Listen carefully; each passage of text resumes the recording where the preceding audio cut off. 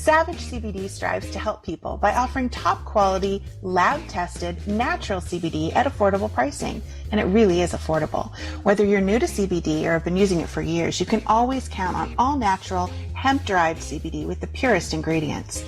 Savage CBD carefully tests each batch to ensure quality, consistency, taste, and authenticity.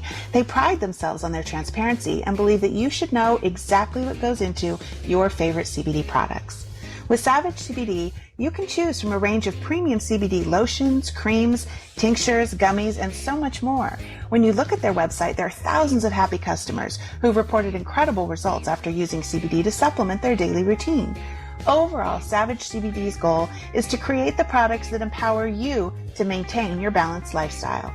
Whether you need some extra shut-eye at night or you need to find some more calm throughout your day, you can count on Savage CBD to help you reach that goal.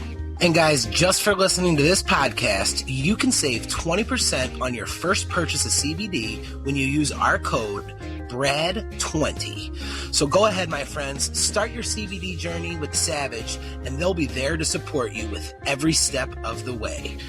Simply visit SavageCBD.com to redeem 20% off your first purchase of CBD by using code BRAD20 and see why thousands of people are using CBD.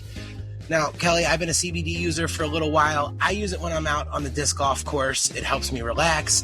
It's great with muscle aches and pains, and it's really kind of replaced ibuprofen for me. So anybody that's listening to this, guys, check out Savage CBD. We thank them for being a supporter of the Knoll Family Foundation, the Bradley's House podcast, and we hope you'll support them as well. Yo, what's happening? This is Miles from Slightly Stupid, and you're listening to Bradley's House podcast. Nothing is impossible, but certain things are highly improbable. I don't think I'll meet your kind again, not in this lifetime.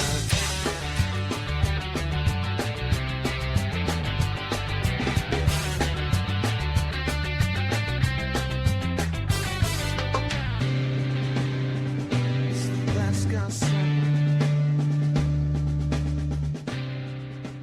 Hey guys, welcome. Come on in, make yourself at home, as you should when you're a guest in Bradley's house. I am your co-host, Jarett O.A.R. She is the executive director of the Knoll Family Foundation, and the one with the mic control around here, our host, Ms. Kelly Noel. Kelly, how you doing tonight? I'm good. Thanks, Jarett. I feel much more powerful now that you said I have the mic control. Well, I mean, if somebody's going to have the mic control around here, it's going to be you. So Well, technically it's Anna, but okay, I'll take it. That is the proxy. that is true. Actually, she does hold that control, but She does. I'm just the mouthpiece. yeah, you know what? I like the way that it works out, though. Things shake out well when we do it this way. Very good. Kelly, always excited whenever we get a chance to get a new episode of Bradley's House recorded. And, you know, a lot of times we have these amazing musicians that come on and you guys get to talk about your California upbringing and the West Coast vibes of the music. And every once in a while, I feel like it's a little bit of a win for me when we get somebody from the grand stage and they're from over here on the East Coast. Kelly, who's our house guest today? Today we have someone that I'm super excited to talk to, an artist from the house that Bradley built from Rockville, Maryland. We have drummer for O.A.R, Chris Culos. Chris, thank you so much for being here with us. Thank you guys for having me. What's up? How are you? Really good. It's such a treat for us to have you. We've been really looking forward to this. I have to tell you, I was looking through pictures, doing a little research and stuff, and I mean this in the absolute best way. You guys really look like a hipster boy band. They're all like super good looking, nice, fresh, wholesome. You guys really are like the picture perfect recording artists. Wow, thank you. That is so nice of you to say. Thank you.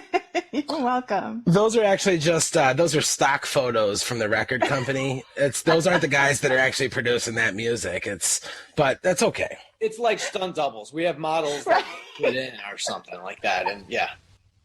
So they were an excellent choice. Yeah, the guy that they had playing the bass, I totally saw him rocking a cardigan in a Macy's catalog like a week ago. So they're making the rounds. So first and foremost, I have to ask you, the band name O.A.R stands for Of a Revolution. Where did you guys come up with that? Our singer came up with the name. We have a long history. We started when we were, kids in the neighborhood, and we were practicing in my mom's basement. Wow. And our singer came down the stairs, came down in the basement, and for a band practice, and said, "I think the name of the band should be Of a Revolution." We didn't even know what it meant, and we were immediately like, "Yep, sold, done. That's awesome." Blah blah blah blah. Not really a tough sell, huh? No, not a tough sell. It just sounded cool. The way he said it, the way the moment happened, it's one of those things that I can picture it. Feels like it happened yesterday. Wow. So, and to give you some context, at the time we were, I think, 16 years old, and our singer had a very cool short story that he had written and decided to take the characters and lyrics, or the characters and themes from that, to write lyrics for our songs. Ah. And his position, which he later said, which I think is incredible to have this when he was 16 years old, to have this, thought process. But he just basically felt like, I'm only 16 years old. I don't know what the hell I'm talking about. Right. So I'm not going to say something through my eyes. I'm going to tell it through a character's eyes. Maybe that'll kind of resonate a little bit more.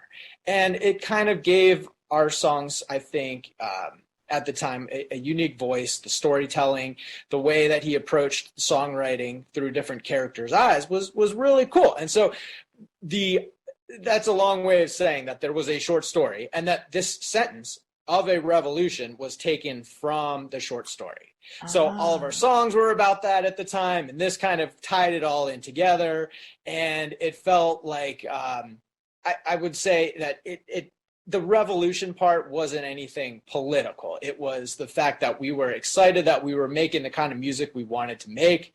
Sure. And that felt like a musical revolution. So that's kind of where it all tied together. And then, fast forward a few years later, Of a Revolution was a little bit of a mouthful.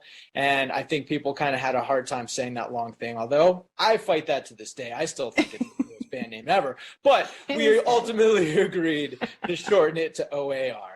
And that's how we got to the name. Nice. I like that. Very creative. Now, the big song you guys initially gained popularity with was A Crazy Game of Poker. Was that from the story also? It was. Yes. So before we had even called ourselves Of a Revolution, our singer, Mark, and I had done a study abroad program our junior year of high school, where we went to Israel for a couple months. Oh, and while wow. we were over there, it was such an incredible experience. I mean, we thought we were kind of going over there to have a little fun and hang out and travel a little bit. It ended up being a pretty intense, school kind of thing, where you were in the classroom for 2 days, and then you went to, on a field trip to go see whatever it was that you were learning about. And they started from biblical times all the way up to like modern day politics and state of Israel. And, we happen to be Jewish, but there was, all religions, kids from all over the country. It was a really, for being 16 years old, our first time out of the country. Wow. Being a new culture, a whole new thing. It was really eye-opening, and it stuck with us. And a lot of that stuff happened. I think Mark would just kind of sit there in our dorm and write some lyrics, or we'd be out climbing Masada, Mount Masada, or whatever it was, floating in the Dead Sea, and just seeing all these, cool things. And so the song is not about that, but that's where it was written. And we came back when we got home that summer and started putting the band together. Mark had the lyrics to the first half of the song. And if you're familiar with the song, it kind of starts off with like a kind of a country or rock kind of intro for the first 2 or 3 minutes.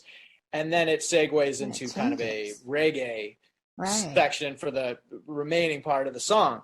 That he completely freestyled the lyrics in the studio. Oh, wow. That's very impressive. Yeah, it was very impressive. It was cool for me to watch. Yeah. So you spent 2 months in Israel. I can't remember exactly how long it was. Yeah, 2 or 3 months, I want to say. It was our like spring semester of our junior year in high school. It was really cool. Brad and I went to Israel with our mom when I was 12 and he was 15. And we went like with our church, and I can't remember exactly how long we were there. I want to say probably like 10 days or something, but it was one of the most amazing experiences of my life. And we did the things you said, like we, went up to the top of Masada, we floated in the Dead Sea, all those things. And it's one of those places where I would love to go back because I just feel like there's so much more, Absolutely. But there's a picture that I'm not sure who got a hold of it, whether, I don't know, maybe I posted it years ago, or maybe it was in a book that we had published after Brad died, but there's a picture from that trip of Brad. We were at the Jordan border, and they had armed guards with machine guns, and they were all over the place at the time. It was they were always pretty unstable there, but it was just a crazy time. And so everywhere we went in Israel, pretty much there were soldiers with these machine guns, and Brad was fascinated by it. So he went up to one of the soldiers at the border and asked if he could take a picture with him, and the guy handed him his gun. So there's a picture of Brad standing next to the soldier holding his machine gun. It's pretty awesome. But the look on his face, he's just, 15-year-old Brad is just like totally stoked in the moment. It was really fun. Wow. Yeah, it was a great trip. So you guys were all friends, started the band, and then you went to college, right? So that all happened before college? Yeah, exactly. So we started, our first show, we say, was the 8th grade talent show. And we covered a Pearl Jam song and a Awesome. Eric Clapton song. And Wow. then we the singer, Mark, and I, we kind of played together for the next few years in a couple other bands. But we were missing our guitar player, Richard, who was with us in the 8th grade talent show. So I would say probably by our senior year, we started looking to re-recruit him, and I met our bass player working as a lifeguard over the summer, and that ended up coming, together. And when the four of us, played together, it instantly clicked, and we formed the band, and we started playing at just kind of a local spot in our hood, and I felt like something was happening. I mean, it wasn't anything major. We weren't getting any, attention from anybody outside, but it was just our fans, like our friends started off as our fans. Right. And they came to the shows, and the word started to spread, throughout our town. And it just felt like we owed it to ourselves to give it a shot. And so as we were getting ready to graduate from high school, we chose Ohio State because it was such a big school and such a great place to get the band off the ground and give it a real shot. It took some doing to get the four of us there, but we eventually got there within a year or so. And we also met our fifth member, Jerry, our saxophone player, when we first got there. Actually, our singer met him at orientation weekend as soon as he got out to Columbus. And so we became immediately, good friends. He was playing guitar in another band that we were really close with. And he started sitting in with us. He said, "Hey, I play saxophone. Can I join you guys for a song or something?" And it became, a regular thing where one song turned into a couple, turned into a thing where he just was, such a, integral part of the band and the sound that we asked him to be a member. So, yeah, so that's kind of the early phase there. And then through college, we would play. We got pretty organized by having our singer's older brother. He became our manager. And so he helped schedule a lot of things. He helped put together the business side and a lot of that. I could talk for days on that kind of stuff, but it kind of started at a time where Napster just started taking off. And so, we weren't on a major label, and we weren't on the radio or anywhere like that. But because of Napster, our music started spreading. I think the music resonated with college kids, and all these college kids across the country started downloading songs on Napster. And so we were able to create a fan base around the country without us having to physically go and tour there. And by the time we started touring, we found that we already had a kind of fan base that already knew the songs and knew the words, and were buying tickets. And it gave us an incredible platform to give it a real shot. Once, we finished at Ohio State and we started touring full time, we had built this really incredible fan base just through, grassroots and that kind of stuff. So that's fantastic. That's the positive side of, all the music sharing and stuff. I mean, it really opened it up and made it so much more accessible for people. And it's cool that you guys were able to harness that and use that in a positive way. So you majored in political science, right? I did. Where did you Google that? I just started Googling all kinds of stuff. And I think that was on something that someone from OSU had posted, actually. I did. Thank you. So I think, when we were just starting, one of the things was that our parents were super supportive and they said, we've got your back 100%. But please, if you're going to go to college, get a degree or something that you can try to fall back on, because just don't know. We totally support you, but we just don't know. And so rather than, wasting our time while we were there, I think we all, took it, pretty seriously. And I wasn't sure if I wanted to go to law school. I wasn't super into politics per se, but that's where I was kind of focusing at the time. And who knows? No, you always have that to fall back on. Yeah. So I couldn't even say it without laughing. I don't see that happening, but it's nice to have, I'm sure. My oldest son just graduated with a degree in political science last year. So that's awesome. If nothing else, I'm sure. He really doesn't. He's got several things he's thinking about, but I encouraged him to do. It was a history/political thought degree, and he's always been passionate about that stuff. And because he didn't know what he wanted to do going to college, I said, just study what you enjoy, so at least you won't hate the time that you spend there. Awesome. So he did. He loved it. He's got a real passion for it. But I also read that you guys sold out Madison Square Garden twice. Is that true? Yeah, that's remarkable. So crazy to even say that out loud. I mean, and we've had some really awesome shows, throughout the years. And I would say I don't ever get nervous per se. We love being on stage, and it's just so much fun. Like we were friends before we were even in band. So to be on the stage with our buddies is like the greatest thing in the entire world. Now, having said that, MSG, there was just this built-in, like, oh my God, I can't even believe that it has happened or was going to happen. Like, I do not remember being on stage. It was one of those, it was so surreal. Kind of nerve-wracking. But it was also, all of our friends and family came up for the show, and it was really neat because we could look out and see everybody in the crowd. So I do remember that, but it flew by. What a journey to go from playing at college campuses to selling out Madison Square Garden. That's incredible. Thank you. But like I said, we've have this incredibly loyal fan base. We might not be a household name, but what we try to do is give everyone, an experience that's unique to that night, that makes them want to come back and see us over and over again. And so that, can lead to all kinds of things, whether it's changing up our set list every night or playing songs different ways than you may have heard them. It's a way for us to kind of keep ourselves on our toes. And right. Can we just call it what it is? I mean, realistically, you guys have like a cult following. Absolutely. You are one of those bands like the Grateful Dead and Fish. And I mean, you have this fan base of people that are so loyal and go to show and post about them. And I mean, it's pretty amazing what you guys have been able to build up.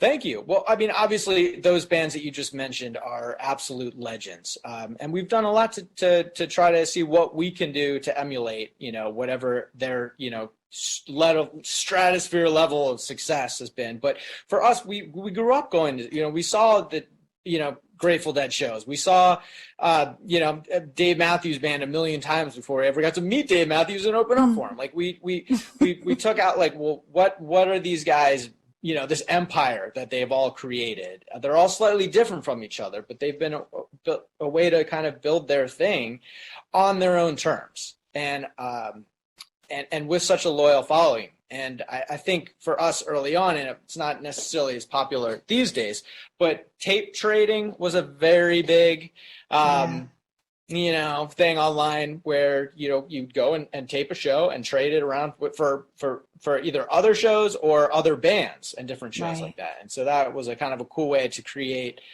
I guess, a community. And lots of touring, right? I mean, you guys have done a lot of touring over the years.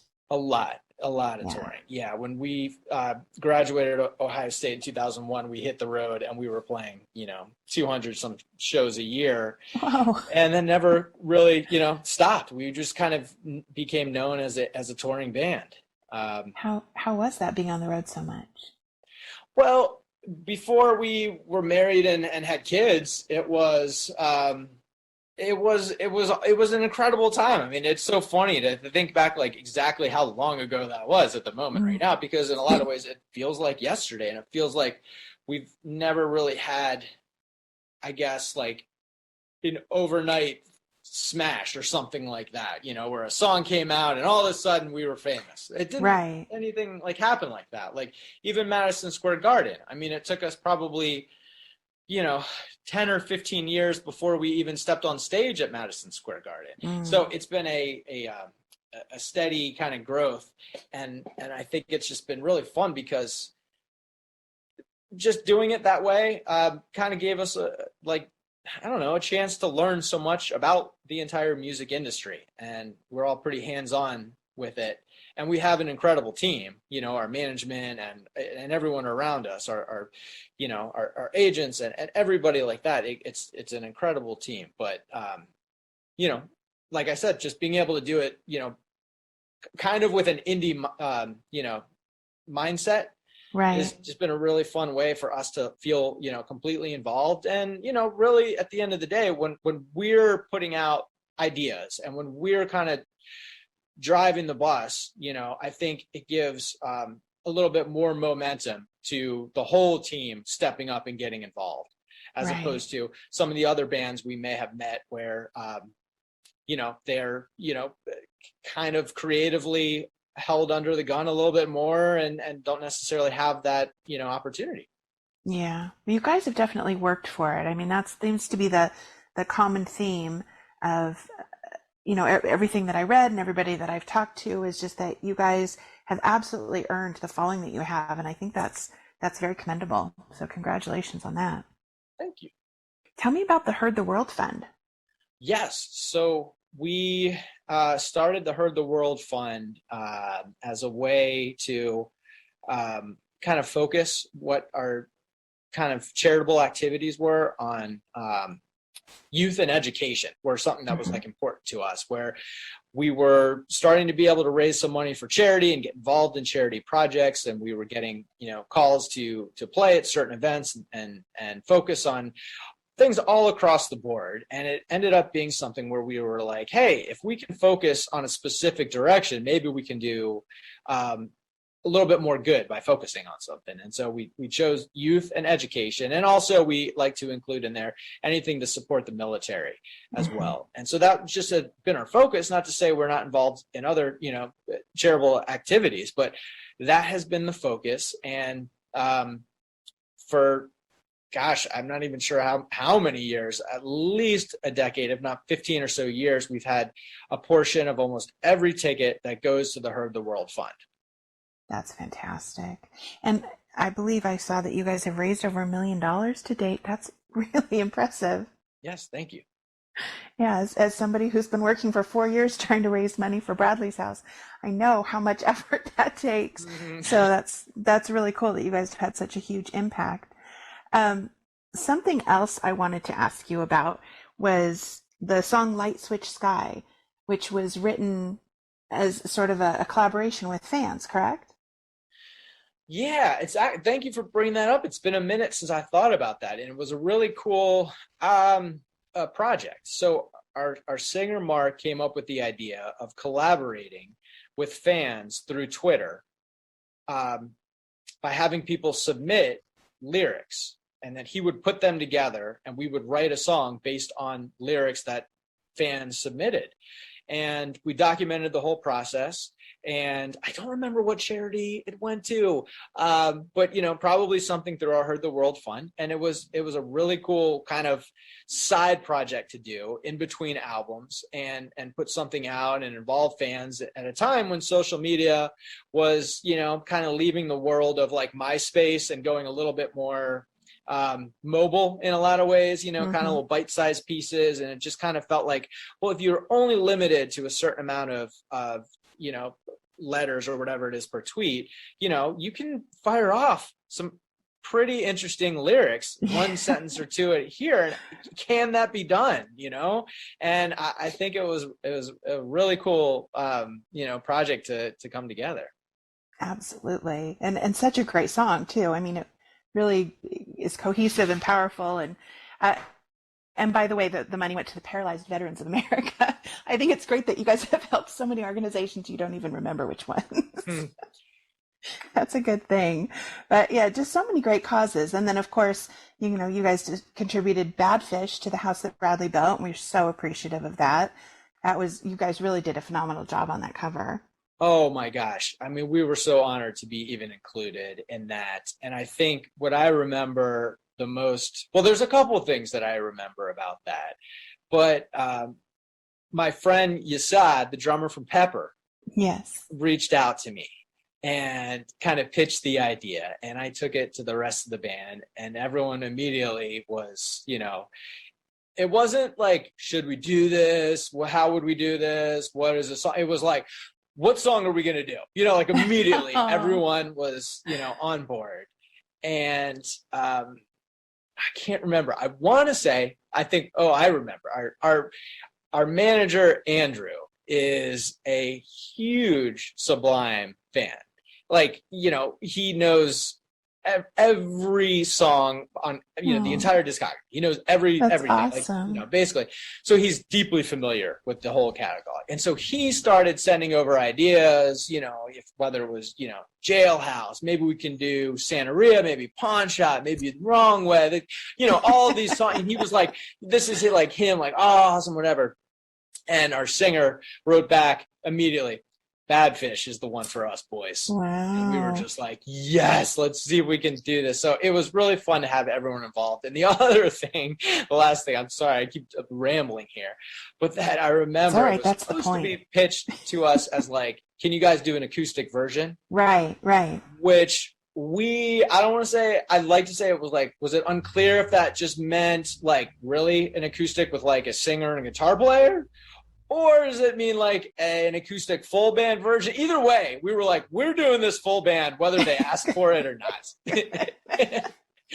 Yeah, I think the original plan was to have the album be all acoustic, but then it just kind of grew and took on a life of its own. And so then it just kind of became, however people wanted to interpret the songs. And I couldn't be happier with the way that it came out. It's such a great collection.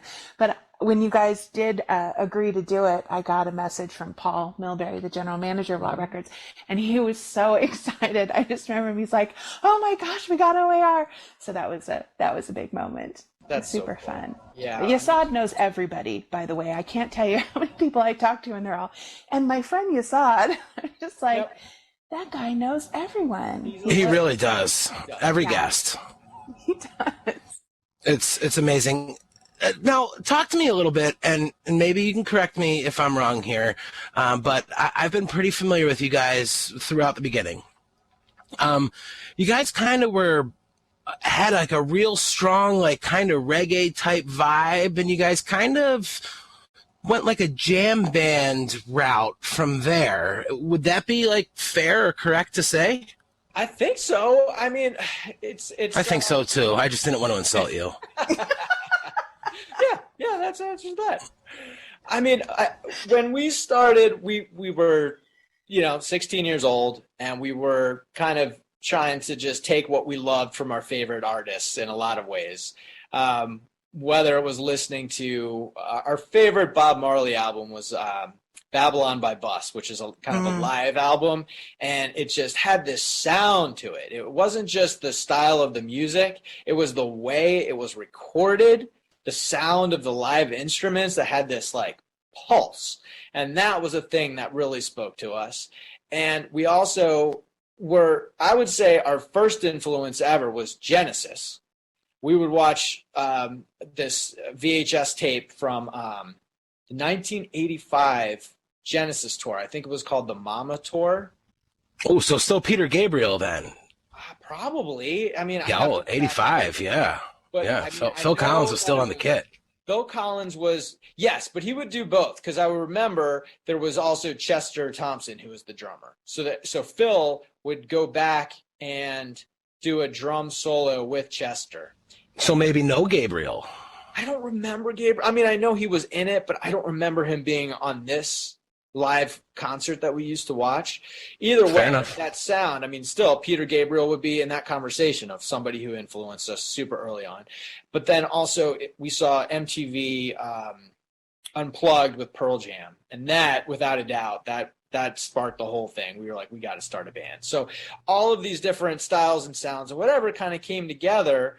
You know, Mark started listening to Bob Dylan, and our guitar player's listening to The Cure, and I'm listening to, you know, more hip hop and, you know, stuff like that. So it was just kind of like we all brought what we were like listening to in ways that we didn't even think about. Like I wasn't going to say, oh, I'm going to play this beat that I listened to on a, you know, Tribe Called Quest album, but that's just kind of stuff that kind of came out, and our guitar player just played these super melodic riffs as opposed to shredding noodly guitar solos. He was, you know, listening to how The Cure did that, you know, so well, you know, and just that kind of stuff came out. And so I think maybe our, you know, I don't know. It was just like, you know, our kind of ignorance. We didn't know. We were just listening to all this different styles of music, you know, and somehow we made it kind of come together in a way where we could play a song that had a little bit of a country element, and then it could be reggae, and then it could be rock, you know, so. Fun. Yeah, Absolutely. You guys have, again, an amazing following and amazing sounds. But I will say that when the compilation album first came out, in some of the Sublime groups, people were like, "Oh, wow, kind of weird to see O.A.R. on there." And I'm like, well, I guess you're not familiar with what their early stuff was, because it was heavily reggae influenced, and you can hear it and feel it. Thank you. Yeah, I mean, that's what drew me to Sublime.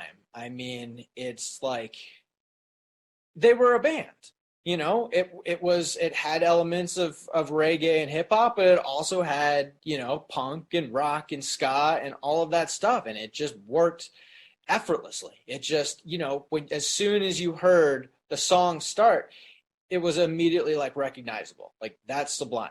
And that for me is why they're like one of my favorite bands of all time. You could say that about, you know, Led Zeppelin. They start playing a song, you know it's Led Zeppelin. You know, whether you like Red Hot Chili Peppers or not, they're one of my favorite bands of all time, but you just immediately recognize them. And that, I think, is what's worked so well for these bands, you know. It just, I don't know. I mean, I had 40 Ounces to Freedom on multiple copies of CDs. You had to have one in your bedroom, one out in your car, and one in your backpack. You know, it was just like, it's just the best. I wore out a cassette, the very first cassette tape of 40 Ounce that I had.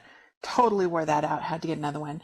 And then I think I went through 2 or 3 CDs of whether they were just getting played too much or people took them or gave them away or whatever, but that's definitely my favorite album of theirs for sure. Was the sound kind of developed by all of the members of the band? Was it like a collaborative thing, or is there someone that's mainly responsible for the sound that you guys have? Yeah, so our singer, Mark, writes all of the lyrics and a huge majority of the music. Going back to the early days, there was a lot of stuff that came up from us, you know, playing together at band practices and practicing, you know. I mean, honestly, when we would book shows early on, they were parties, house parties, or things like, you know, fraternity parties or wherever they were. So it wasn't like you were on, you know, at a venue and you had to hit the stage at 8 p.m. and be done at 10 p.m. It was like, dude, you're playing this party for like 4 hours. So I think some of the jammy stuff came out from us having to stretch out to fill out that time a little bit. And, you know, as much as I love bands like Fish and other bands in the jam band genre, we never kind of went that way of that style of music, but we did go the way of stretching music out and still jamming in our version of it. And I think, like, you know, just being able to have the freedom to express what you want is super cool, and that gave us the, you know, kind of early stages of our sound. But as we developed and grew up and wanted to become better songwriters and be better musicians and become a better just overall band, we started looking at how we could tighten things up here and there. And so at a certain point, our singer and a couple of the other guys for sure started looking into working with outside songwriters, which at first we were, very standoffish. No one's going to make us sing and dance and this and that. And it was like, Right. that's not what it was at all. It was just like, having eyes and ears of other people working on something to give you new direction and support and finding the best possible version and tying it together so it could be, as good as it could be. And, with our singer still writing all of the words, it felt way more natural. And so not all of the songs are written by outside songwriters at all, but it's a huge part of what we do now as a way to push ourselves, to grow, and to kind of keep, in a lot of ways, keep current. It's a way to find new, a new audience, as much as we love the fan base that grew up with us. Now they can bring their kids to the shows, or older, their parents to the shows, everybody across the board. So I think it's been definitely a conscious decision to grow and get better as songwriters. And with that, it's kind of paying attention to what is, current. And that current might not be a pop song, but it might be like, well, where can we find an opportunity to reach, new people? Right. And stay relevant, which I think is so important, especially when, it's been 25 years now, right, that you guys have been together. That's a long time. Thank you. Has it ever been difficult with so many creative people coming together and trying to make it work after all this time? We've certainly, each and all of us, in the band have been in the hot seat for whatever that might be. But we've learned to become very open. And if we have an issue, try to address it, and I've told you how many shows together and how long we've been together. We spend more time together in normal times than we do with our own family. And so we had to learn how to communicate and how to separate that friendship from a business, like a talk, hey man, you need to step up your game. You are slacking. You are not doing what we need. This is, not the direction here. We need to, sit down and figure this out. And to be able to do that often and get better at it and realize that we can have those conversations and then go right back to just watching Step Brothers together, and dying laughing, that makes it work, and why we want to stay together and keep doing this together. And that makes sense. It's exactly what I was thinking about too, because we've got the drummer on here, and the first thing I was thinking about was balls on the drum set. So I'm happy you went there as well, Kelly.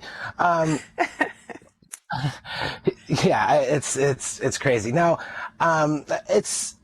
I think a lot of times bands get, people think of a band and they're just like, oh, they automatically know. I like to watch these videos on YouTube where people discover, they got younger people that are listening to music for the first time.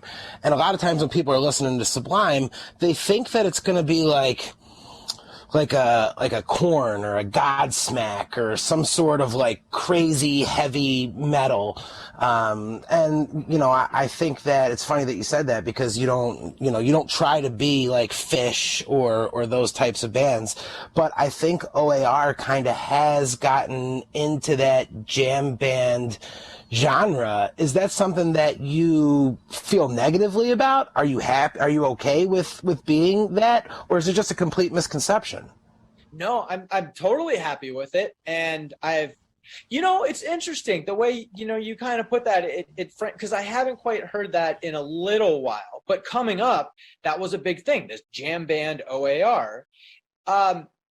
Which we never had an issue with, but what was kind of interesting, it was the way it was written, the rest of the article or whatever it would be about it, it was almost said as if it was a negative connotation towards us. And so we kind of felt like, well, how do we distance ourselves from it? Because we're not a jam band. But then on the other side, it's like, well, we got nothing against jam bands. I'm not saying I don't want to be a jam band, but if you're calling me a jam band with a derogatory thing to it, it was like, well, that's not exactly true. Come out to a show and see what we do. We're trying to give people the most positive experience they can have. We want you to come in and have basically a better time than you've come in with a smile on your face and leave feeling even happier than when you walked in the door. That kind of a thing. Yeah. Absolutely. I'll tell you, what year is this? So God, this had to be maybe 20 years ago now. I moved to Buffalo, New York, and a high school girlfriend of mine at the time was like a huge Goo Goo Dolls fan. And the Goo Goo Dolls are from Buffalo. And I'm like, oh my God, these fucking poppy radio songs. I'm going to go sit through and listen to this bullshit, but I'll do what I have to do, I guess. It was a birthday present. So I bought tickets, and yeah, so like the songs that the Goo Goo Dolls play on the radio that they've made all their money on and they're super famous with, like that's not at all what that band is or what that sound is. I mean, these guys rocked the fuck out for like 2 hours. I was blown away. And the only songs I really didn't enjoy were the ones that they did and made millions of dollars on. So I understand why they did it, because it allowed them to get to continue to tour and play the songs that, you know, they want to play and the music that they want to play. But it was a huge eye-opening experience for me where I'm like, yeah, I get it. I know why they did those ballads, because they made a bunch of money on them. But when they go out on tour, that is not the sound that they put out at all. Absolutely. 1000%. I remember being in probably junior high school. Like I was young. I mean, this is when I was young. I mean, maybe I was in high school. It was before I could drive. I remember getting somehow a tape of probably 4 Goo Goo Dolls songs sent to my house. And I don't know how or who or what sent it. I was probably, you know, remember the days of like signing up for like those record clubs, you know, Columbia Records, something like that. Yeah, they're still looking for me. Yeah. And it showed up, and this was before they had any of those, you know, songs that came out on radio. And I knew of the Goo Goo Dolls, and I remember feeling similar to like when they came out with their songs on the radio and being like, this isn't the Goo Goo Dolls I know. But then when you look into it and you listen to the rest of their CDs and you watch them live, I mean, it's a whole different thing. They can do both completely, you know, successfully. It was awesome. And hey, Jarett, one thing I think this reminds me of, I just watched a documentary on the Bee Gees, and what was so cool to find out is like, because everybody, at least I think of as the Bee Gees as just like disco music and Saturday Night Fever and all that stuff. So much of their history is like rock band, that I was blown away with how cool it sounded. I had no idea that was so much of their history. So if you get a chance, check it out. Yeah, I would love to. I'm any of those music documentaries. I just think it's so funny because actually at that exact same concert, Michelle Branch opened for them. And she had that real big song, 1,000 Miles, and it was, you know, in all the movies, and it was like on every little poppy radio station. And she kind of rocked out for the opening act. And you could see everybody was like kind of on the edge of their seat, like, all right, when are you going to play it? And she, you know, pretended like she was done, and everybody's freaking out. And she walked over to the piano, and everybody knew when she got down in front of the piano that she was finally going to play her big hit that you hear on Kiss 98.5 every 5 minutes. And she goes into the first few chords on the piano, and the place goes nuts. 17,000 people are screaming at the top of her lungs. And she stops and she leans into her microphone and she goes, just so you guys know, I hate this fucking song. And she goes right back into it and making my way downtown. And I'm just like, yeah, because this song sounds nothing like the rest of the set you just did. But I guess when your record label says, hey, this song's going to make you a millionaire, you go and play it. Yeah, I mean, I don't know if that's exactly what they said, but it's hard because you think that the label is telling the artist that, you know, and not to say that they haven't, but they're looking for a hit. It's a financial thing. How many units can they sell, you know? And so it's been a tough thing because sometimes that success is great because it gives you all the opportunities in the world. Other times it's just going to kind of pigeonhole you now. And, you know, now you're always going to be known as that for the rest of whatever your career is. So it's a fine line to walk for sure. But one, I think from our side of you, we go, hey, we want to be on a major label because we can't get some of these opportunities without being at that level. So how do we do it and maintain what it is that we do? And so I think by being able to put out songs on the radio that hopefully maybe get some traction because they have that whatever it is, if it's, you know, leans towards a song that can fit in next to Michelle Branch's pop song, you know, then for us, it it allows us to do what we do, which is really what we do live on stage, and write all these other songs just as much as this other one, to really do our thing, to continue to being able to do our thing. Sure. For the right price, you can pigeonhole the shit out of me. So I'll play whatever song you want. But I think it's funny because you said, everybody had a different musical style and kind of thing that they were listening to as you guys were coming up. And you mentioned hip hop being yours. And then you also mentioned Genesis. And that was like one of Tupac's all time favorite artists was Phil Collins and Genesis. That's an absolute fact. Tupac walked around with a Walkman, actually, when he was still living in Baltimore. And Phil Collins and Genesis, and he says that like that changed his life. That was one of the albums that absolutely changed his life. Was when he was introduced to Phil Collins and the Genesis. So, that actually doesn't surprise me. I mean, because everything that he did was so musical. Oh, absolutely.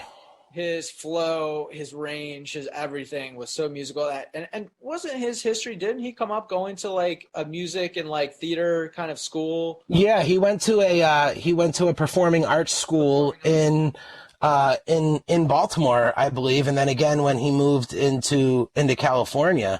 But yeah, his mom was incredibly smart, and there was no doubt. I mean, I'm sure the story's been told, and you guys may or may not know, but Tupac's mom was on trial for murder while she was pregnant with Tupac. She was going to have the baby in jail. She defended herself and was acquitted. Whoa. Wow. Yeah. So like, know that. yeah, she was like 7 months pregnant. Tupac's mom and stepdad, who was really kind of like his dad, fatherly influence, were very deep into the Panthers. And she was facing life in prison, and she defended herself and was acquitted like 6 weeks before Tupac was born. Wow, that's pretty badass. So pretty smart guy, and was open to a lot of things. But yeah, it was just funny to hear that, because you're like, yeah, I was real into hip hop, but then also Genesis, and I remembered that was what Tupac like credits Phil Collins and the band Genesis with like a lot of his musical background. That's so cool, man. I had never heard that before. Chris, how did you start playing drums? My dad was a drummer. And we had a drum set in the basement, and he kind of got me started.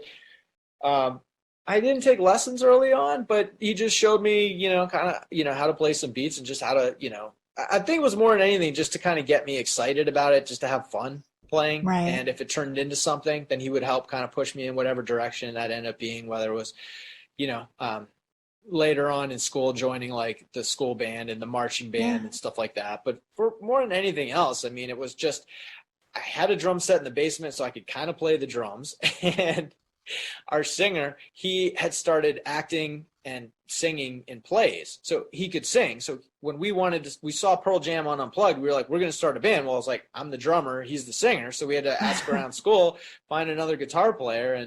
And from the, day one, it was just all about being in a band, and I wish that I had focused on the drumming, the music, the studying, that side of things a little bit more early on, but I connected with it later on in life, which has been awesome. And a whole other kind of path to go down. It's been really neat.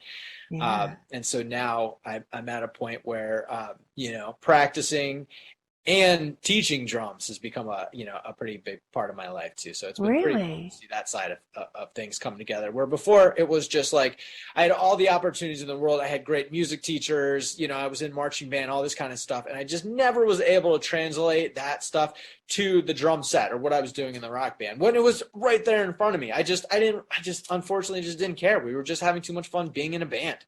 And that's what my focus was. So it's all good, but yeah, it's not such a bad thing. I mean, you pursued it because you were passionate about it, and then it led to an opportunity to kind of get deeper into it. I think that's a That's a good way to go. Yeah. Yeah, it kind of worked out for you too.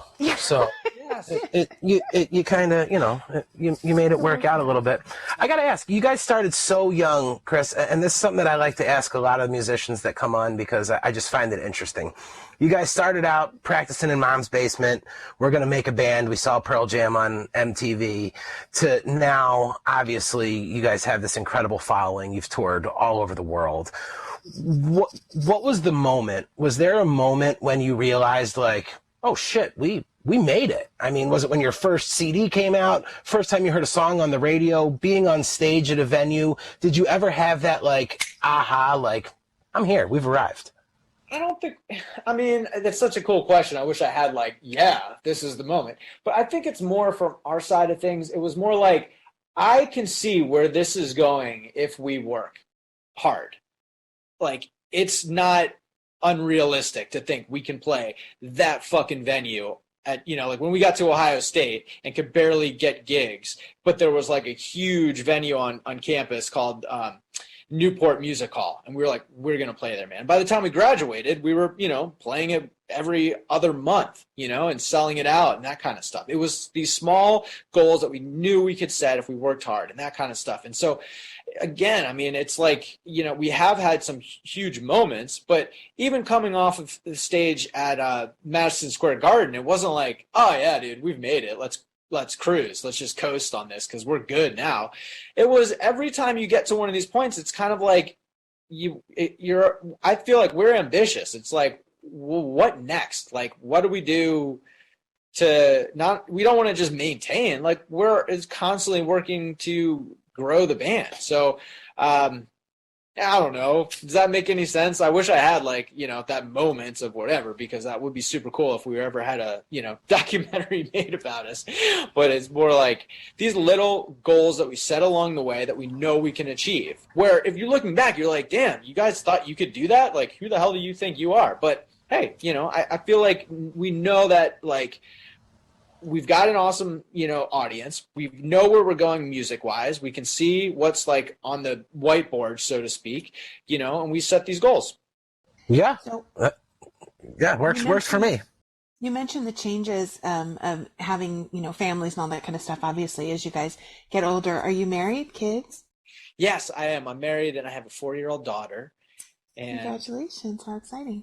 Thank you. It's been for all the craziness over the last, year, it's been, as, a lot of friends and everyone, I know are all saying similar, just the silver lining is spending so much time at home with your family. And when would I have ever had a year at home with her, especially at this age? We were just having so much fun because, she was just like a baby. And then throughout the pandemic, now it's like things are opening up, and now I've got her taking her gymnastics one day and swim lessons and dance and soccer. And then it's just like, what happened? Like, it's so funny. And, on the other side, it's like, she knows that I'm in a band, but I don't know if she really gets what that means. Like when I go on the road, because right now it's all like, she just thinks I'm her butler. I drive her where she needs to go. I get her food. She thinks mommy too. It's like, I'm a 24-hour concierge, and when I get back on the road soon, her little world's going to be shattered. Yes. It's funny, nice. Chris, I could just add you to the list of the other 35 guests that have come on and been like, the pandemic's been great. I've got to spend all this time at home with my kids. And I'm just like, another liar. Check them off the list. Full of shit. I mean, I know it was fun, 35% of the time, but I know what that other 65% was like. I got 3 kids, so. I do think it's nice that it's caused us all to slow down a bit, and, especially touring musicians like you, having to spend that time at home, I would imagine has been a big adjustment for you, but also a huge blessing because you do get that time. Yes, it's been both. It's just been crazy. But, I think one thing that and everyone in the band is married and has kids as well. And I think a thing that we've all been on the same page about for a few years, at least, if not, for many, many years, is finding out how to balance work and life at home. Because, when things are good at home, we can do what we do on the road, and when things, vice versa, it has to work out that way. And we also have to remember that we're friends first and foremost. And so if somebody's going through something, you got to have their back, because next time it's going to be you, and you're going to want them to have your back, and they do. There's been countless times where these things have popped up, and we've been able to get through it, where we think of it more as a family than a band. And just being able to have like on the calendar some shows where I get to start seeing these guys again. I mean, I'm just very emotional, I haven't gotten to see any of them since, the whole world shut down. I think there was like 1 or 2 things we've done, but wow. So That's a big shift after the last 25 years. It is. I mean, so much of our identity is just, being in a band and being on the road and getting to do this. And, to not have that has been like, oh, wow. Okay, well, what can we focus on? And I think there's been, the family and writing new music and focusing on the future has kind of kept us, us all together. Insane. That's awesome. Well, honestly, after talking with you, it's easy to see why you guys have had the success you've had. Reading about it is one thing, and, you guys have worked hard, you made it happen, touring, all that kind of stuff. But it sounds like you guys really have your shit together too, which is very impressive. And it's obvious why you guys are doing so well. Well, appreciate it. Thank you. It's total work in progress, but we're trying hard. Absolutely. And, really, that's all the best that we can all do, is just work hard and try to be in the moment and, treat others with respect. And that's kind of everything that I'm getting from you. So I think that's fabulous. Well, thank you so much for being on the show with us. As I said at the beginning, it's been a real treat for us. We're looking forward to it. And, just to really sort of get a little bit outside of the typical genre that we are usually, the artists that we're usually talking to, and of course to make Jarett feel better having someone over on the East Coast. But you guys have become very prolific, and not only do we really appreciate you being a part of the house that Bradley built, but also coming on the show and spending some time with us. So thank you so much. Thank you to your wife and daughter for letting us borrow you for a little bit. And you guys are the best. Thank you so much for having us and including us. And if there's anything we can ever do to continue to support the foundation and everything, we'd be honored to. Thank you, Chris. I appreciate that. Thank you so much, man. Take care, guys. I had a blast. All right. Hey, before you go, can we have you do a quick stinger? Just, this is Chris Culos of O.A.R. and you're listening to Bradley's House Podcast, or however you want to say it. Sure. Bradley's House Podcast? Yes. Sure. Hey, this is Chris Culos from O.A.R. and you're listening to Bradley's House Podcast. Perfect. Wow, that was money, man. You got a future. I was getting ready to do it like 15 different ways. I was going to do a Perro version. I was going to go whole thing. Okay. Listen, if you're ever questioning this music thing, you got a future in podcasts, man. I'm telling you right now. I don't know. I just thought I'd throw that out there to you. So, do you still live in Maryland? Are you still on the East Coast? No, I'm in Nashville now. I've still got family in Maryland. We all kind of came up from Maryland, and our parents a lot are still back there. But basically, everyone met wives and settled down in different cities. And wow. Yeah. All right, cool. Well, man, I appreciate this. This was awesome. I've been a huge fan, so I think it's really cool to have an opportunity to chat with you. Oh man, I appreciate it so much. Thank you, guys. Thanks, Chris. Have a great night. Well, Kelly, once again, another amazing episode. Chris was a lot of fun to chat to. I'm a huge O.A.R. fan, so it was really cool to have him on and kind of hear some of the background of how they got started and all the cool stuff that they've been doing since then. Absolutely. In fact, one of the coolest things I think for me with this whole The House That Bradley Built album is that it's allowed me to dive in deeper to some of the music of these artists that I really wasn't as familiar with. And honestly, O.A.R. is one of them. I'd heard of them, I knew about them, but I'd never really dived into their music, and I'm really, really enjoying it. So hopefully our listeners will as well. Yeah, absolutely. Now, there's no debating here that I sound a little different right now than I did in the interview here, and with our crazy schedule and a bunch of things that are going on, we went ahead and got a few interviews in the can. So we did record with Chris about a week ago, or maybe 2 weeks ago at this point, and we're doing our closing now. And we just got back from the Reggae Rise Up Festival in Las Vegas. Now, guys, we have a special Reggae Rise Up episode coming your way, so we're going to talk a lot more about that. It was really an awesome time. It was the first time that Anna and I actually got to meet Kelly in real life, and we're going to talk a little bit about that. And so it's just going to be... Which I feel like you should explain to people, because most people think that we have like Sunday brunch every week. Right. And which, you know what? I would love to. That would be awesome. But, I wish we did. Yeah. But you're on the other side of the country, and Anna's in a completely different country. Yeah, so it makes it a little difficult for those Sunday it's brunches. A challenge. Yeah. But I think we're going to have some awesome stories. We're going to talk to a few of the artists that performed at Reggae Rise Up. They're going to tell us a little bit about their experience. We're going to talk a little bit about ours, and there's probably a few other fun Vegas stories to get in the mix there. So get ready for that, guys. And Kelly, as everybody's listening to this now, everything's been all closed out, and stuff is starting to get sent out from that amazing auction. Kelly, you did a really amazing job getting that set up for the foundation. I don't think people understand how hard you're actually working behind the scenes. And yes, there is an awesome board for the Knoll Family Foundation, but you are really the driving force behind it. And I know how much you put into that. And it was an amazing auction. You were given some of the stats while we were in Vegas. There was just an absurd amount of bids, and really raised some great money for the Knoll Family Foundation, right? You're absolutely right, Jarett. And honestly, I can't take all the credit for it. One of our board members, Brindy Pepper, she's always an amazing help for me, whether it's the events or the auction or whatever it is that we do. I honestly couldn't do it without her, but we did. We put in a lot of work with this auction, but we couldn't have done anything if it weren't for all of the amazing donors. And honestly, like whether it was Merge 4 with the socks, or Kala Music Company with the ukuleles, Koi CBD that sent us just a ton of amazing merch, Cali Roots that donated a couple of 4-day passes and some merch packs.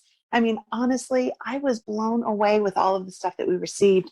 311 sent some signed posters, and Revolution. There was just so much. And honestly, it was our first auction, and I wasn't really sure how it was going to go. And it turned out really great. And so I'm super thankful to all the donors, and incredibly grateful to all of the people that bid. And we were able to raise almost $13,000, which was really incredible. And of course, we couldn't have done it without Positive Legacy, that created the website for us and managed the whole auction site, and our great friends at Louder Than Digital, who do this amazing marketing and connect us all. So I feel really, really grateful that we have so many wonderful people on our team and helping out and supporting the foundation. So a big thank you to everybody for making this first auction a huge success. And hopefully it'll become something that we do at least once a year, if not more often. Yeah, I messaged you the day after the auction ended, and I was like having a little bit of separation anxiety. I said, I miss going on and watching all of the bids go up and seeing everybody that was getting involved and just getting some awesome different kind of merch packs and whatever it was, but knowing that it was all going directly to the Knoll Family Foundation to get Bradley's house up and running. And the support has just been amazing. Now, talking about support for Bradley's house and the Knoll Family Foundation as well, starting this week, Kelly, our friends over at Savage CBD, who, by the way, saved us. You guys can check. I'm going to share some pictures because I had some of those lotions right out at the table, so I could use them while we were out there at Reggae Rise. Yes. Those festivals are long days. And, they are. And Savage CBD really was a huge help for us. And I was talking to them, and they said, you know what? We got this Reggae Rise Up episode coming up, and we really want to continue to show support, and we want to be able to help everybody out. They said, so why don't you go ahead and take that code. Now, guys, in the beginning of the episode, you heard me say, go ahead and use code BRAD20 and save 20% off your purchase.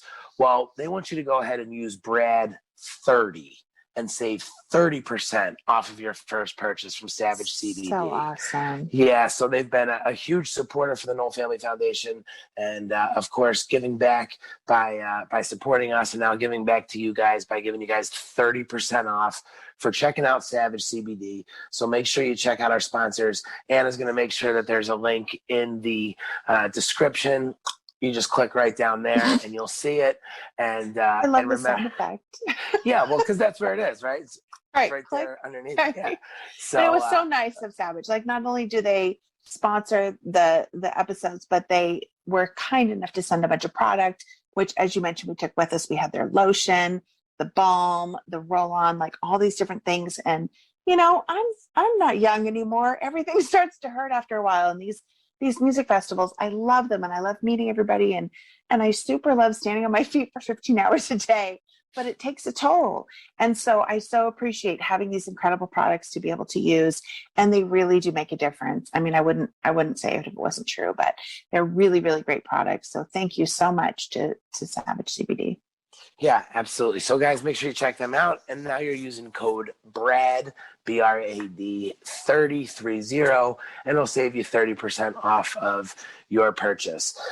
So Kelly, like we do every single week, we always have an amazing song to play out, and it's usually a great song off of the compilation album, The House That Bradley Built. Guys, that is still available at law-records.com. We got to see our friends from Law Records. They were actually right up behind us at Reggae Rise Up. Yes. Yeah, it was so make sure you're checking them out. The support from Law Records was absolutely incredible. Especially even at Reggae Rise Up, people were going over there. They were buying the album, and then they were sending them over to come and see us. And it was we were sending everybody back over there to buy the album. It was great. you know, and I don't want to share too much because I want to make sure that we have it all in our Reggae Rise Up episode. But I was over there at one point, and Waverly, the young lady that was running the booth for them, told me that somebody just walked up and bought 5 copies. So yeah, it's so great. Yeah, so if you guys haven't yet, go ahead and get the album from law-records.com. Now, guys, I know these songs are available on YouTube for you to listen to, and I totally get it. But remember, purchasing the album gives you something cool to have, and it also helps support the Knoll Family Foundation.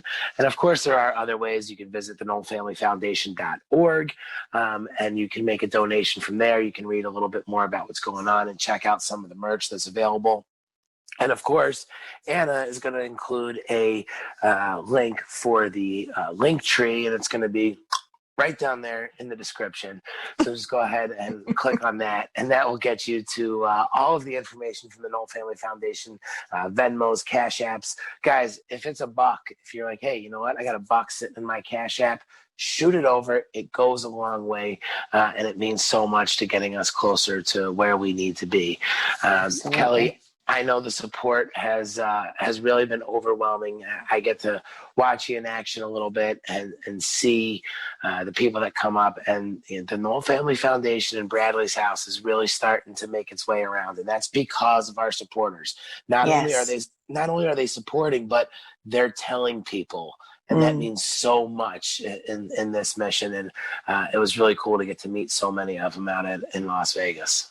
Absolutely. It was an amazing weekend, and it was super overwhelming to see how many people had already heard about the foundation and were already supporters, but were coming by to say hi, get a hug, remind us of how much they support it. And, you know, as I always say, we can't do it alone. It's something we all do together, and we're all a part of this next phase of my brother's legacy. And so we appreciate everybody for being a part of it. Yeah, it's awesome. So, guys, make sure you are subscribed wherever you're listening to this. Go ahead and leave a comment. Kelly and I see them all. A 5-star review, if you would be so kind.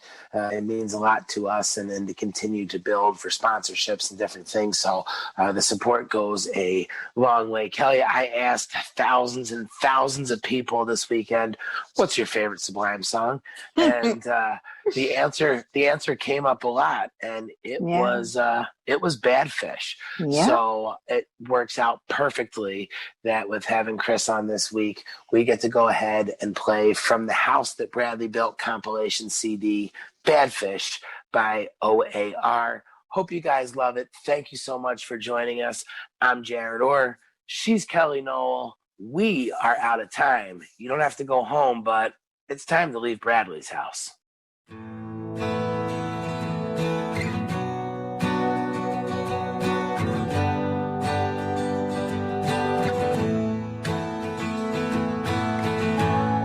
Very much like it's you don't want it to sound like it's like